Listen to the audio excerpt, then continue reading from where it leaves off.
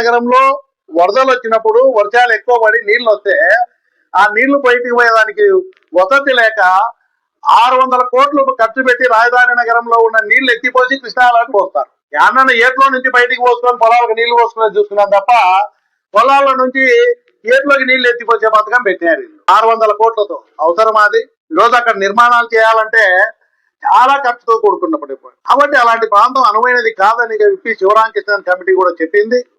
గతంలో జరిగిన తప్పు జరగకూడదు. వైఎస్ఆర్ కాంగ్రెస్ పార్టీ గాని మా నాయకుడు చెప్పేది గతంలో జరిగిన పొరపాటు జరగకూడదు. అది అనువైన ప్రాంతం కాదు. అనవసరంగా లక్షల కోట్లు పెట్టుబడి పెడతా ఉన్నారు. ఏదో రాజధాని దేవతలు అంట. దేవతలు మీ దగ్గర ఉన్నారు. విజయవాడలో రాయలసీమలో దేవతలు లేరా? ఉత్తరాంధ్రలో దేవతలు లేరా? రాయలసీమలో దేవుళ్ళే లేరా? ఒక విజయవాడలోనే దేవుళ్ళు లేదు. అంటే మీరు ప్రజలను మభ్యపెట్టే కార్యక్రమం తప్ప అప్పులన్నీ ప్రజలకు సొమ్ము చేసుకోవడం వాళ్ళు సొమ్ము చేసుకుంటున్నారు.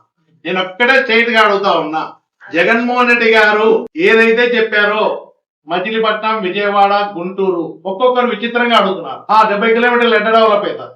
70 కిలోమీటర్లు ఆల్రెడీ రోడ్లు ఉన్నాయి, హైవేస్ ఉన్నాయి, పోర్ట్ ఉంది, అన్ని ఉన్నాయి.